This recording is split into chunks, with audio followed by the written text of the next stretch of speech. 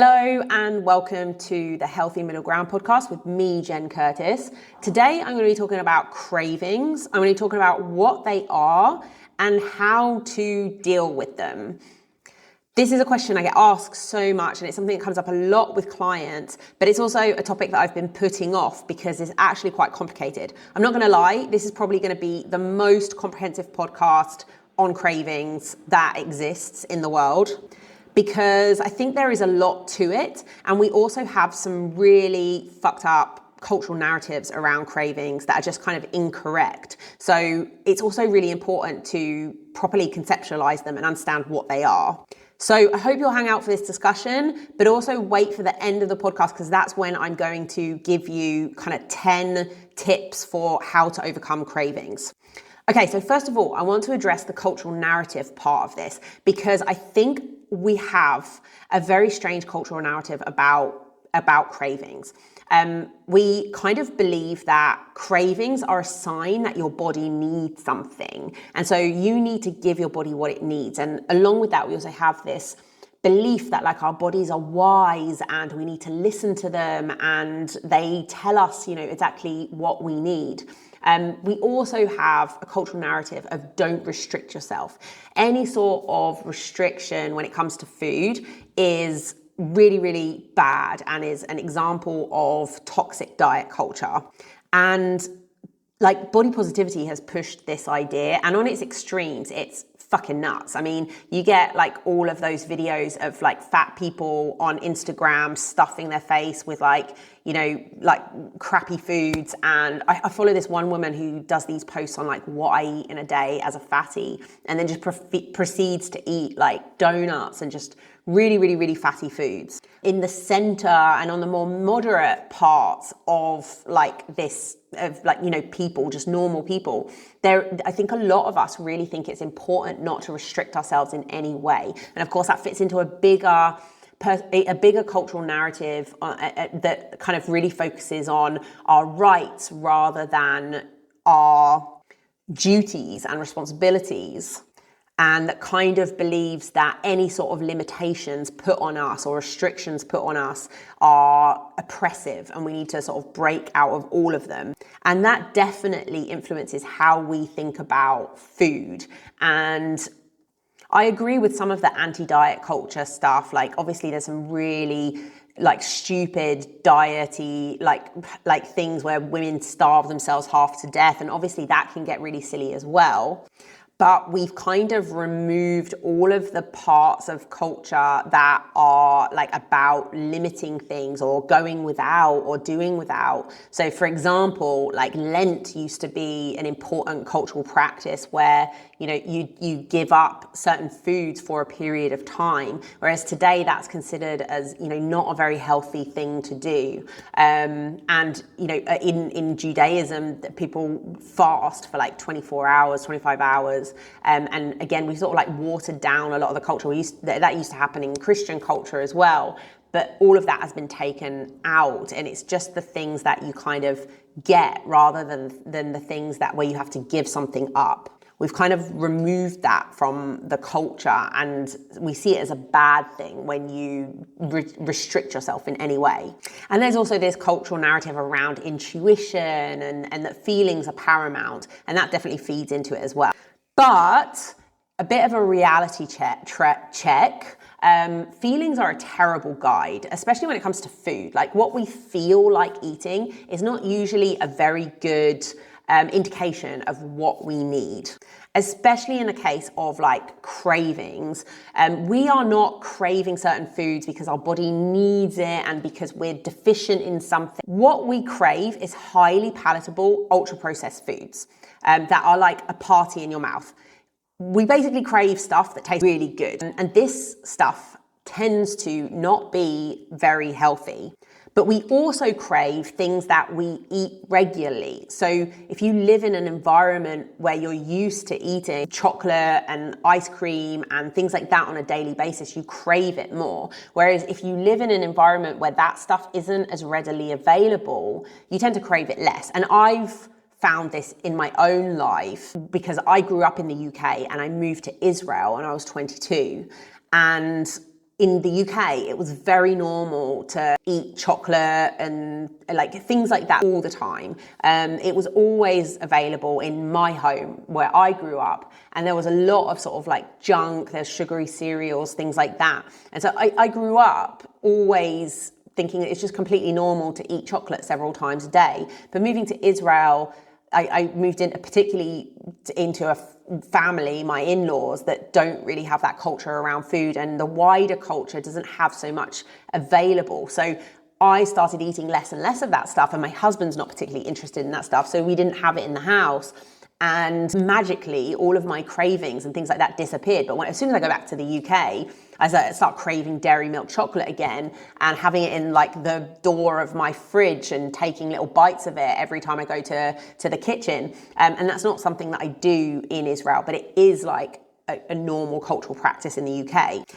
But the really important point here is that cravings are a purely psychological phenomenon. They are not indicative of any physiological need whatsoever. And that is kind of the opposite of what the cultural narrative is. And it's also important to realize that giving into the craving actually feeds the craving. So to get rid of the craving, you need to not have it. And I'm going to explain why in a bit. And I'm kind of obsessed with evolutionary biology. So just to touch on our like evolution a little bit, as humans, we haven't evolved a very selective mechanism for food. So we're omnivores, and we have evolved to basically eat anything that we can extract calories from. So even though we were hunters and gatherers, we were also scavengers, and we would eat anything that we could get our hands on. If you look at a cow, it can only digest grass, and it has a very complex digestive system with 4 stomachs in order to be able to do that.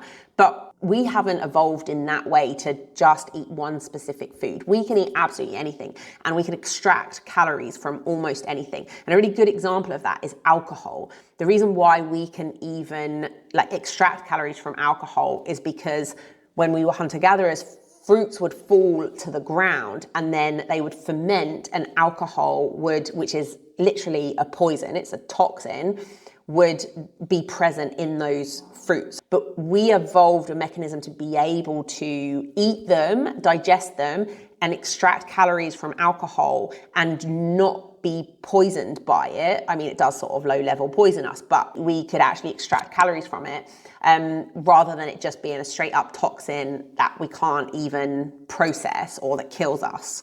And in fact, if we are selective in any sense around food, it is in favor of calorie-dense, highly palatable foods that are high in sugar and fat.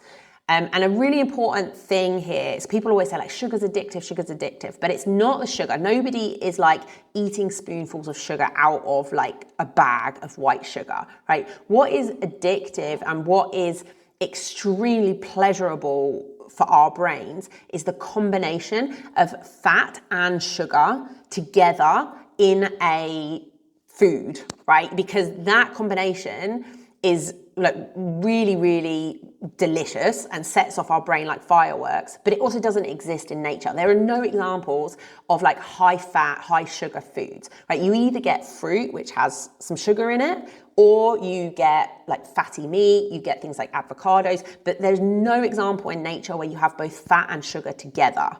And this creates like, you know, a neural like fireworks in our brains. Is like sets off all of our like pleasure centers in the brain. And that is what is, I don't think the word addictive is right, but that is what we crave, is that feeling. And it's not actually just the combination of sugar and fat, it's also textures and mouthfeel and things like that, because all of these foods that feel really, really, really good in our mouths, whether it's Ben & Jerry's ice cream or a Mars bar or whatever, they are literally produced in laboratories by very, very clever food scientists in order for them to have a certain mouthfeel. That is actually like a technical term. To have a certain mouthfeel, like it melts and feels kind of gooey in your mouth, or like it's first of all crunchy and then it's crumbly, or whatever. They're actually very complex like textures that are actually being built into the food. It's like it's a feature, not a bug. So it's like the combination of fat and sugar, but then also all of these manipulations to the food to make it have like a certain mouthfeel, certain texture, things like that. So the problem with these foods is that they are a combination of three things. They're highly palatable, they are very, very, very calorie dense, and they have nearly no nutrient content. And that combination of those three things, but mainly the high palatability and the calorie density, those two factors in particular, they make it very, very easy to consume an enormous amount of calories and not really feel very full. And because it's so delicious, it's very more-ish and you want to eat more. And I think something that a lot of people don't realize about these foods as well is that it's possible to eat them even when you're not hungry. So you've all experienced that, where you kind of finish a meal and you're completely full, you can eat another bite, and then someone brings out a dessert and you're like, oh my God, give me all of it. You can just eat the whole thing. So these foods are really easy to consume even when we are not hungry, because they're so highly palatable. But if you add actual physiological hunger to that and you start eating those foods when you're actually hungry, very plain foods taste amazing. So if you eat these highly palatable foods when you're actually hungry, they are so easy to overconsume. Like, you can end up eating like hundreds or thousands of calories before you actually feel satisfied. And if you can compare that to single ingredient whole foods, say for example, like a plate of like a fatty steak, potatoes, like roasted potatoes and broccoli, right? Like, if you're actually hungry, that meal is going to taste really amazing, right? And like, I don't mean super duper plain. I mean seasoned well, like a bit of olive oil on the broccoli or a bit of butter or whatever, right? Like, it tastes really good when you're really, really hungry, but it's quite hard to overconsume. And the more palatable you make it, so if you make it with more oil and more butter, and if you roast the potatoes in a shit ton of oil, they get more and more palatable and they're more easy to overeat. And then if you turn those potatoes into like chips, or what Americans call fries, it's even more palatable, right? If you deep fry the broccoli, it's even more palatable, right? When we process these foods, they become more palatable, but they also become more calorie dense, like simultaneously. And that combination makes us eat more of it, but it also makes us consume more calories per 100 grams. Okay, so now we've established all of that, I'm now going to contradict myself, and I'm going to say that these foods, right, these hyper palatable, ultra processed foods, they aren't bad, right? Or at least I don't think we should categorize them as bad. I call them fun foods, right? And they can be included in a healthy diet. And this is like the principle of flexible dieting. It's like an 80-20 approach to nutrition. It's saying if you get 80% of your calories from whole foods, from nutrient-dense foods, you can kind of spend the other 20% on fun foods, right? On these ultra-palatable foods that are very, very calorie dense. And I have always been a big fan of flexible dieting. For me, it really like blew my mind when I first discovered it like 15 years ago, because it was like all of a sudden going from like, oh, okay, like I can still be healthy and I can still be, a healthy weight if I follow this principle. And it's ultimately a pragmatic approach, right? Because it's being realistic, because what it's not saying when we talk about flexible dieting and that whole like approach, what we're not saying is that it's absolutely fine to eat these foods, they're healthy, there's nothing wrong with them. It's not saying that. It's saying, it's being realistic. It's saying these foods are not healthy for us. They are not good for us. But if we consume them in small quantities and within the context of the right number of calories for our bodies, and within the context of 80 to 90% of your diet is coming from, nutritious foods, we can kind of have our cake and eat it, right? We can have good health, we can get all the nutrients that we need, and we can enjoy a little bit of these fun foods without it being detrimental to our health and without it causing excessive weight gain. And I still advocate for this approach because I just think it is at the end of the day, I'm a pragmatic person. And as much as I don't believe these foods are good for you, right? They're obviously not good for you. And I try to minimize them as much as I can. And as the years have gone on and I care more about my health and I care a lot about looking and feeling a certain way, I try to get these down to a bare minimum in my diet, less than like 10%, and I try not to eat them on a daily basis. But they can still be included in a diet. And if you're somebody who's going from eating this stuff all the time, reducing that to just 20% of your calorie intake, that is going to be massive for your health. So I just think these sorts of things have to be done in stages, right? If you're somebody who overeats this stuff all the time, bringing it down to 20% is going to be a massive change. And you can reduce it later on down the line, just like I have nowadays. In the past sort of few years, I've really reduce that a lot more. But, you know, for a decade, I was following a real flexible dieting approach, and it wasn't important to me to reduce it even further.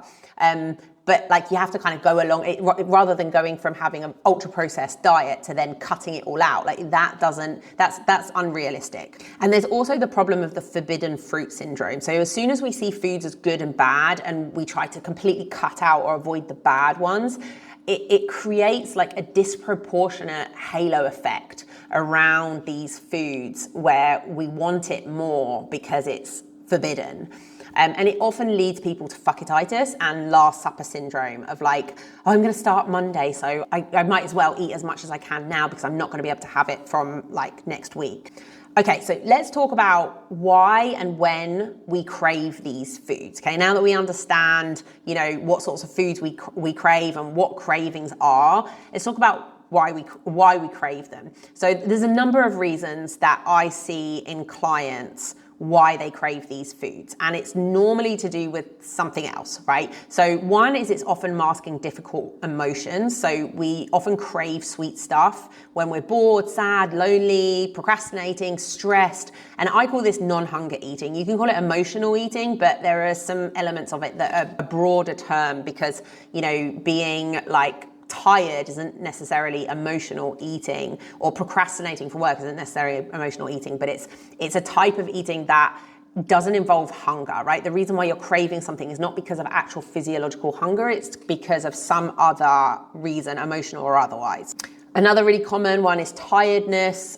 Most people are chronically sleep deprived. You never get used to sleep deprivation. It messes with hunger and satiety signals and everything else. It makes you crave carbs and sugar. It disrupts other processes and just makes you feel like shit in general. And we like eating good food, like, you know, that ultra processed food when we feel like shit, because it hits the like pleasure centers in our brain and gives us a nice fuzzy feeling. It gives us a good physical feeling when we're feeling physically shit. We also often crave these things when we're looking for some procrastination or when we want a mental break at work. So there are two types of fatigue or tiredness here. There's physical fatigue, like, you know, if you're sleep deprived or if you've been doing physical labor all day, which you probably haven't, that would be physical tiredness.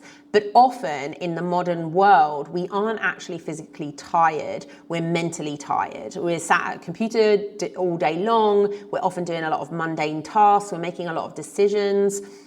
And this kind of mental fatigue, this often causes us to crave some sort of physical, pleasurable stimulation. And food is extremely accessible and extremely acceptable. So going out and smoking a cigarette might be the solution for some people. Drinking another coffee might be a solution for some people.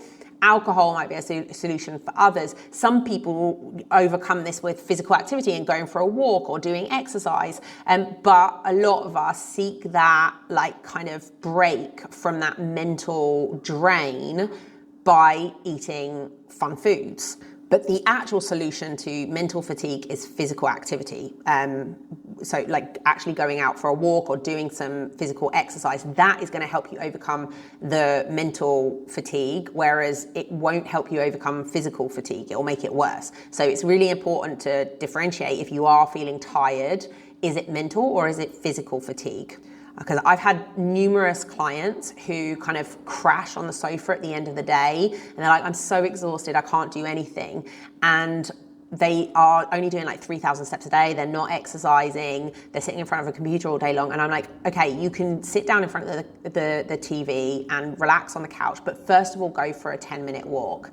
And they fight it at first, but then they go for a 10-minute walk and then they come back feeling amazing and they've got some energy for their evening. And what a lot of people will do is they'll just slump on the couch and start eating yummy foods, and it's just going to make the physical fatigue worse, and it's not actually going to make them feel better. So recognizing where and going out for a walk is actually going to relieve their tiredness and their feeling shittiness. So it's really important to differentiate whether you're experiencing physical or mental fatigue. And this often comes up in the form of like doing hard tasks at work, and then you reach for a treat or something sweet to either reward you or to just get that like mental break from those tasks.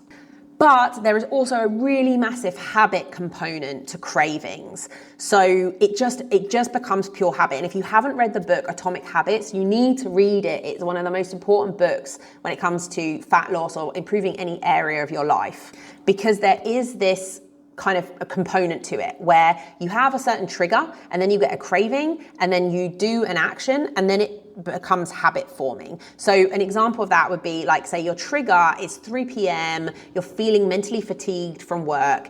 So then the craving is that you fancy some chocolate. The action is that you eat the chocolate.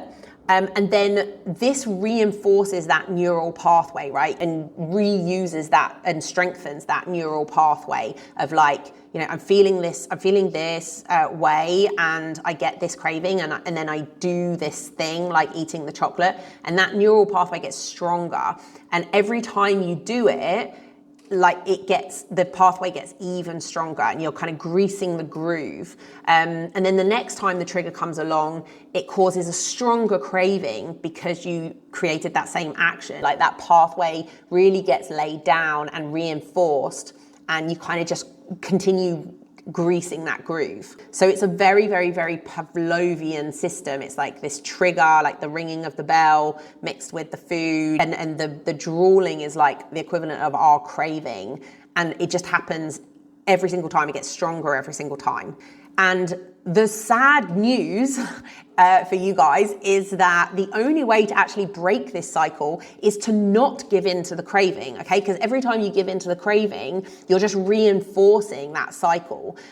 So when we sort of have to go, okay, like this is the trigger, this is the craving that I always have, and this is what I usually do, how I act on it. That neural pathway is really laid down. I have to do something different and lay down a new neural pathway. So for example, going out for a 10-minute walk, or like having like something to drink or whatever, having something sugar-free.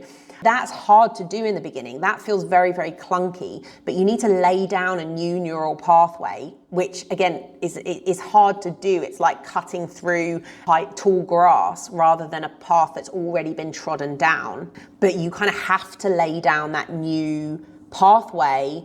And every time you repeat it, you strengthen that pathway and it gets easier and easier to do. So this is the only way out of a craving, is to stop doing it and do something else to replace that neural pathway. And I know this isn't the answer that any of you want. It's not the answer that any of us want, but it is the honest truth. There are a couple of personality traits that I think also really contribute to this, but I don't want to go too much down like this route because there's a whole other topic on itself, but impulsivity and conscientiousness really contribute to whether or not you will act on that craving. So some people are very, very impulsive by nature, and they are sort of stimulus seeking all the time. And they talk about this within ADHD, but like literally everyone's got ADHD at the moment. So like the degree to which you seek stimulus and show impulsive behavior will also probably contribute to how much you act on that feeling when you do crave some kind of food or think about, you know, something that will taste good, because you're kind of constantly seeking out pleasurable experiences and stimulus that like kind of the mundanity of everyday life can't really provide. But that's an entirely different discussion. So let's talk about how you can cope with cravings. I'm going to go through some tips that I find really help people stop kind of acting on those cravings. First one, really, really, really important, is never eat fun food when you're actually hungry, okay? Because all of those fun foods, chocolate, ice cream, blah, blah, blah, blah, blah, right? It's not made for providing nutritional needs. It is purely made for entertainment. So when you're before I said how these foods taste amazing even when you're not hungry. So if you're actually physiologically hungry, they taste absolutely insane, and you're gonna be able to consume hundreds and hundreds of calories. So if you are actually physiologically hungry, and a lot of people don't know how to differentiate this, am I just craving something or am I actually feeling physiological hunger? That's something that you have to start to differentiate. If you're feeling actual physiological hunger, do not eat fun foods. You need actual food, like whole food. You need something with protein, something with fiber, something with like maybe some fats, maybe some carbs, but you need actual nutritional food. You need a meal, right? A well-balanced meal. And you need something that's going to hit your nutrient needs as well, and something that is not hyper palatable, just plain food, right? It could be like boiled eggs, a slice of toast, and some fruit, right? But like it can be like an actual proper meal, but you need actual food. And you need to be eating regular meals, like breakfast, lunch, afternoon snack, and dinner. Like these are really good things to stick by. But whenever you are actually eating, you need to eat proper food when you are hungry. And the fun food, leave it for when you're not actually physiologically hungry, because then you will eat less of it. Or at least you will have more control over how much you're eating. If you're just starving hungry, you start eating fun foods, you're gonna end up like, 1,500 calories deep in chips or like chocolate, and before you feel satisfied. Number 2 is address any non-hunger eating. So that's the kind of emotional eating, right? And that's an entire podcast in and of itself. And I do actually have a podcast on emotional eating that I'll link below. But basically, you need to understand what food is replacing in this instance. Like, what do you actually need? What are you feeling? So if hunger isn't the problem, then food isn't the solution. So if you're bored or tired or stressed or upset, or you feel good, you want to like reward yourself because you've had a good day, like you need to identify those emotions that you're feeling and actually deal with the emotion that you're feeling. If hunger isn't the problem, then food isn't the solution. You actually have to learn how to deal with or work through or sit with your negative emotions rather than eating them. But that is way easier said than done, and it's a whole other podcast. So like I said, I've linked the podcast to emotional eating below, and there's a bigger discussion on that. Number 3, it sounds stupid, but do something else, right? Being busy is great for a diet. And this could be on the level of going for a walk. I often put on a podcast or an audiobook that I want to hit, say like if it's in the evening, and I do some laundry or like fold things or tidy or whatever. Another thing is like having a shower or a bath and a bit of a pampering session, put a hair mask in, put a face mask on, right? Go and do something that is actually, if you are like tired and stressed, that's actually going to help you de-stress rather than just eating, which isn't going to help you feel less stressed. It's just going to make things worse, and it's going to give you 2 problems instead of 1. And also going to places that don't have that trigger for you. So a lot of people will find that when they're in their kitchen, when they're in their lounge, when they're sitting watching TV, that's when they crave the food. I sometimes really crave chocolate or something sweet when I'm sort of in that part of the house. But if I go to bed, I don't feel that way. I don't crave food when I'm in bed. It's like completely disconnected for me from food. So like going to bed, this is like particularly like in the evening, going to bed, doing a meditation, unwinding, like doing something that's actually going to, again, relax you. So many people have terrible sleep habits, but like setting yourself up for a good night's sleep, reading a book, doing a meditation, that kind of thing, rather than sitting there scrolling, eating food, and just having like all of your limbic system just completely hijacked by this hyperpalatable food and this non-stop social media feed, and then the Netflix on in the background, all the lights on. It's hardly surprising that people get anxious and stressed and can't unwind and get a good night's sleep. And if you are, as I mentioned before, if you are mentally fatigued, going for a walk or doing some kind of exercise, even if it's just very gentle exercise, is going to make you feel so much more invigorated. Obviously, it won't combat physical tiredness, but it will combat mental tiredness, which is why it's so important to differentiate between the two. Number 4 is also, this is where it sounds like I'm contradicting myself, but don't demonize certain foods. So I know I'm saying a lot of bad things about these foods here, but at the same time, it's really important to realize that they can fit into an overall healthy diet. Again, 80-20 rule, flexible dieting. Don't avoid or try to cut these foods out completely. Understand their calorie content, what sort of portion you can have, and include them in your diet. Again, when you're not hungry. Okay, so this is the basis of flexible dieting, and it's a much better approach than having this all or nothing approach to it, where you cut it all out and then eventually you give in and you eat it again, because let's face it, you're not going to never eat chocolate or sugar for the rest of your life. And then as soon as you have a little bit, the floodgates just open and you just start eating loads of it and can't stop yourself. So learning how to actually include it in your diet in moderation is incredibly important. You can hear it like next to me is a bunch of dogs, and like if I don't record this, it'll wait for them to stop barking. It's never going to happen.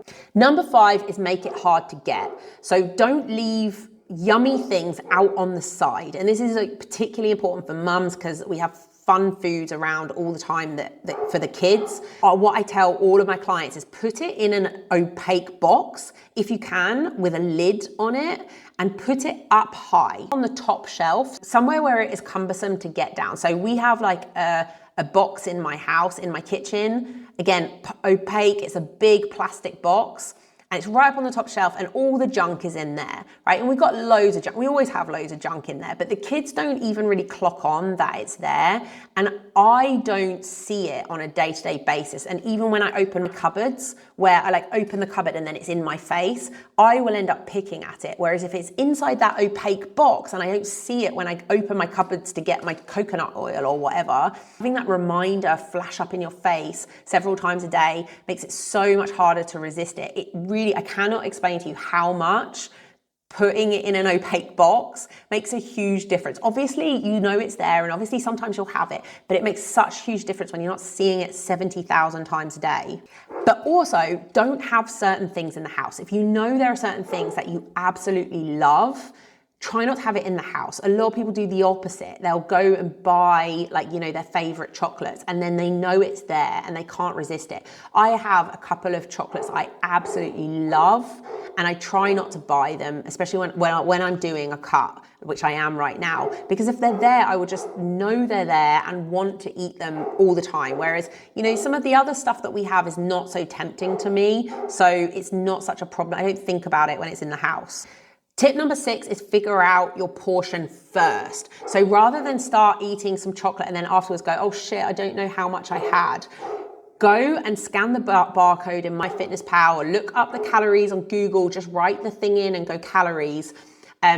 Figure out what portion you can afford, right? So is it 2 squares of chocolate? Is it like 4 squares of chocolate? Can you have a mini Mars, or can you cut the chocolate bar in half? Work it into your calories, and remember the 80-20 rule, okay? So 80% of your calories should be coming from nutritious foods, and no more than 20%, should I say, should come from these fun foods. So if you are trying to eat 1,500 calories a day, 20% of that is 300 calories. So no more than 300 calories should come from these foods every day. And there's 2 reasons for that. One is health, right? Because if you're eating a lot of this stuff, you're going to be unhealthy. But 2 is because you're going to be fucking hungry. If you're eating half your calories from this really calorie dense, not filling foods, you're going to be fucking starving in a calorie deficit. Most people can handle 20% of their daily intake coming from these foods if they are eating everything else that is very, very, very filling, okay? But you may need to cut it down even more than that, so it's not happening every single day, because 300 calories every day from junk is quite a lot, even though for a lot of people it will seem like not very much. It is actually quite a lot. But it's really important to figure the portion out beforehand, as so many people will just kind of eat mindlessly and then go, oh, I have no idea how much I had, so I can't track it. Remember, you can have anything you want. You can eat anything you want, but not everything, okay? If you manage portion sizes, then it's gonna make such a huge difference. And you can have some of your favorite foods without gaining weight or while actually losing weight. So you kind of get the best of both worlds, but you obviously can't like gorge and binge on it. A couple of practical tips here that I find a lot of people find useful is if you've just gone and like eaten a few chocolates, say out of a bag. I did this yesterday, right? We've got these really yummy chocolates in Israel called Click. We've got a bag in the cupboard that's open, and that's my fault because I opened it. And every time I go there, I'm like, oh God, I want to have a couple of those. Anyway, I grabbed 4 the other day, and then I ate them, and I didn't check how much was in them. I went back to the bag, I got 4 of them out, and then I weighed them on my scale, and they were 14 calories. These 4 chocolates were 14 grams. Then I was like, okay, let's just track 14 grams of it. It like might not be 100% accurate because they're slightly different sizes, but it's gonna be pretty close. You look on the back of the pack, and it normally gives the calories per 100 grams. So let's say it's 550 calories per 100 grams. What you do is you put into your calculator 550 divided by 100 times by 14, right? And that will give you the calories for that portion. Okay, so even if you've eaten some and you didn't weigh it or you didn't think about the portion size, there are ways of finding out what you had afterwards. Really track it because I have no idea how much I had. You can still guess, even if you ate a bunch and you don't really know how much you ate, you can make a guess of like, take a couple of handfuls, say, yeah, I reckon it was probably about that much, weigh it, and then figure out how many calories was in it in retrospect. And one more practical tip is if a lot of people say, oh, I don't know how many calories was in the brownie, for example, right? Most of these foods, like any kind of chocolate, whether it's processed or whatever, or if it's a brownie, like that's homemade, it's gonna be around 550 to 600 calories per 100 grams. Okay, it's gonna be in that region. So again, if you had a bit of a homemade brownie and you've got no idea what's in it, you don't need to figure it all out because brownies are probably always going to be around 600 calories per 100 grams. Any sort of chocolate is. So if you don't know the calorie total of it, it doesn't have a barcode, it doesn't have the nutritional information on the bag, then just take a guess, like let's say 600 calories per 100 grams. You go and weigh a portion that's similar to the size of the portion that you had. Let's say it's 50 grams.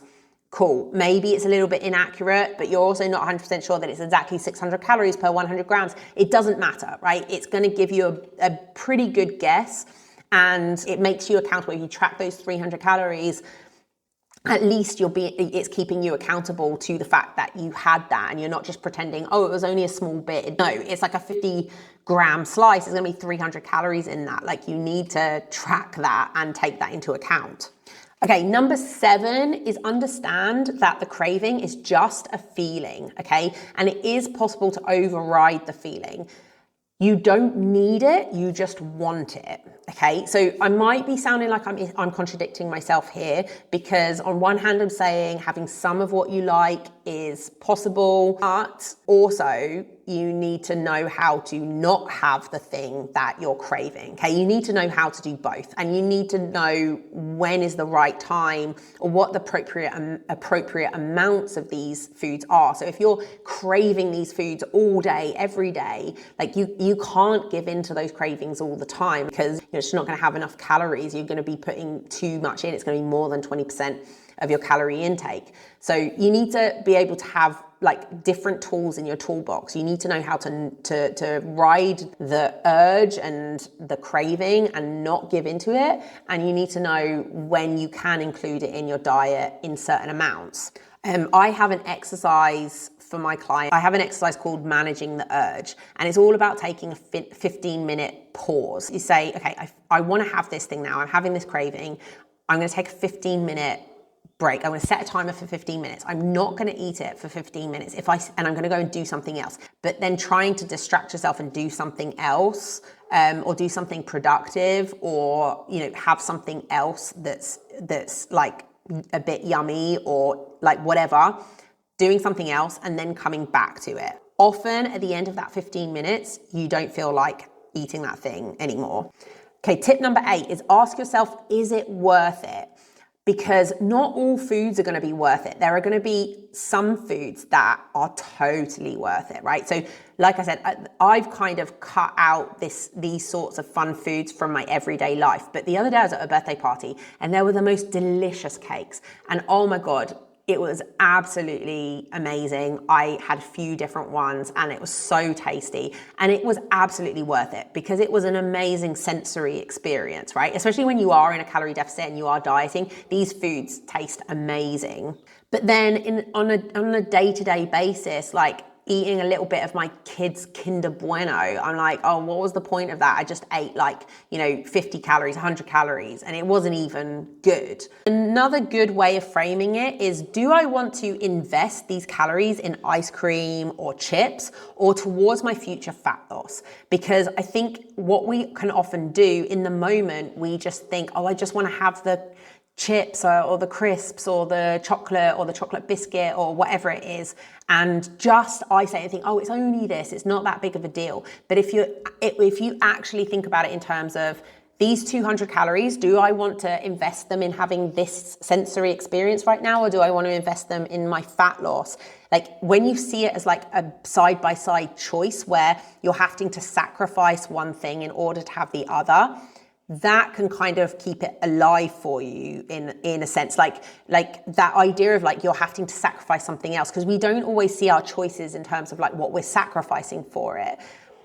And that is a key to fat loss. Like you sacrifice the more food or like the fun food in order to get a certain long-term result of like losing body weight.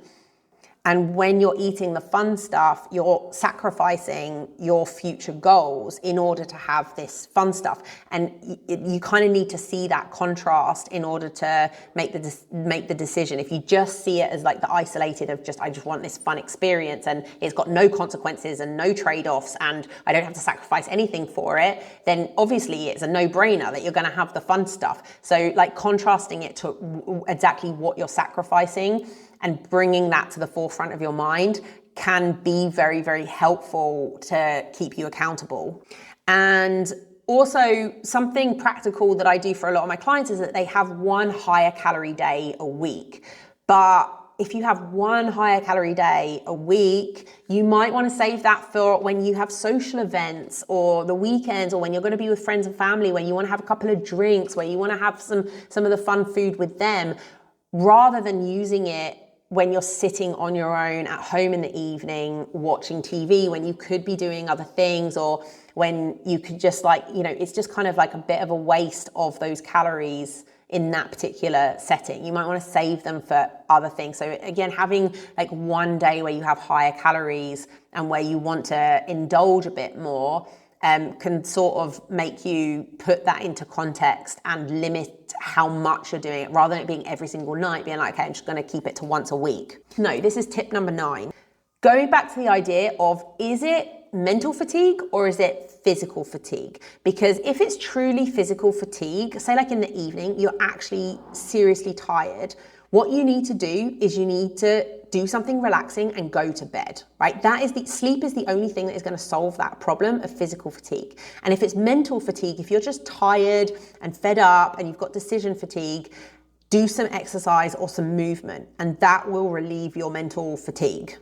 And again, I know I've made this point a couple of times in this podcast, but people honestly don't know the difference between mental and physical fatigue. People who usually love exercise will use exercise, they're a hammer looking for a nail, right? They don't have different tools in their toolbox. So they'll be like physically drained and tired and exhausted, and they're like, well, I need to exercise. It's like, no, you don't need to exercise. You need to go to bed, right? And likewise, people who are not very physically active and not into exercise and maybe a little bit lazy, they equally will be like, oh, I'm tired, I need to just rest. And it's like, no, you're tired because you're mentally drained and you physically only done like 1,000 steps today. You need to go and do some physical activity, and that will make you feel better, right? So knowing which one it is is really important, and most people will tend towards either being a bit physically lazy or like completely addicted to exercise and movement and don't know how to stop. And you need to know how to do both things. You need to know how to exercise and move, and you also need to know how to rest,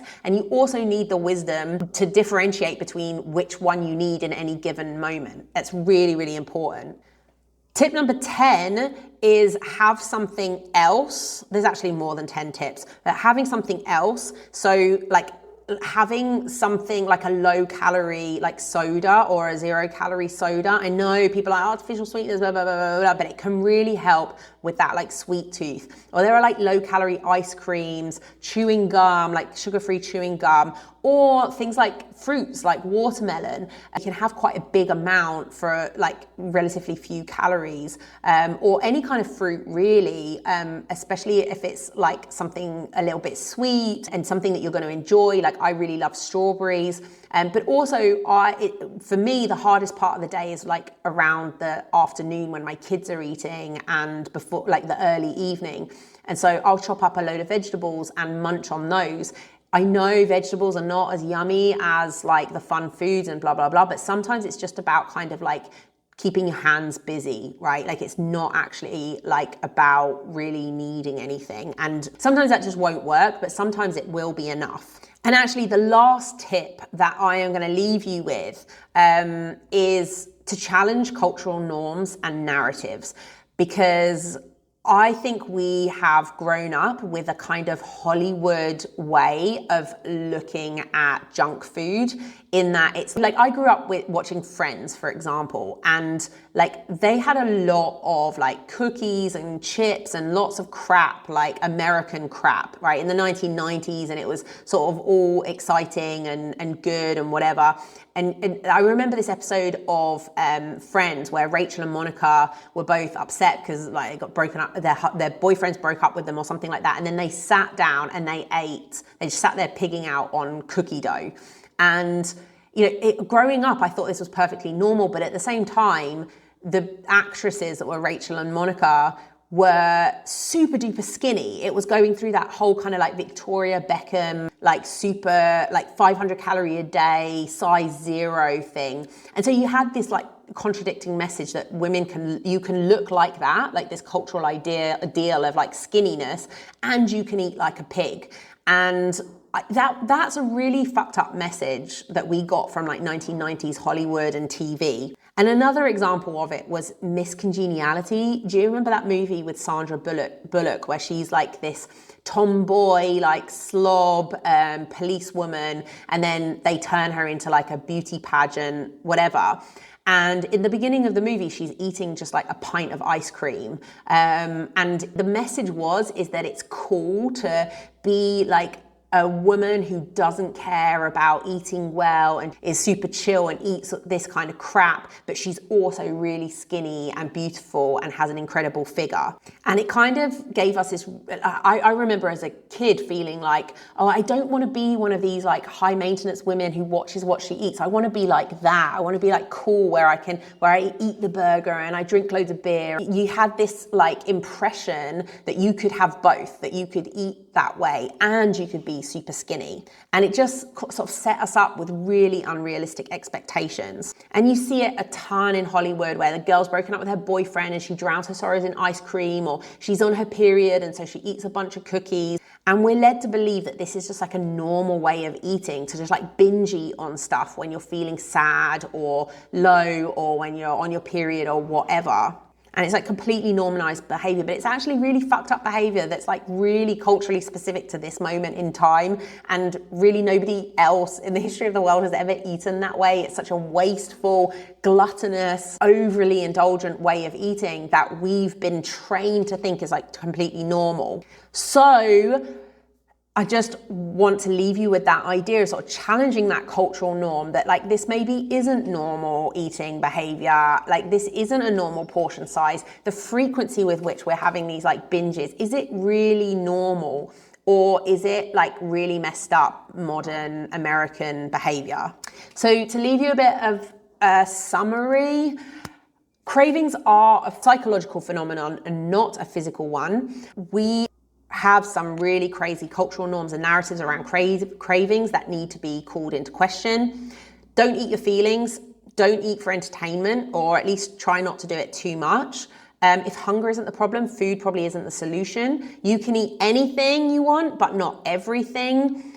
Find other ways of creating joy, relaxation, and connection in your life. And that's something I should have probably expanded on, but I think that's a really important point. If food is your only joy, then you need a hobby, right? You need something else in your life. And look at your habits with a critical eye.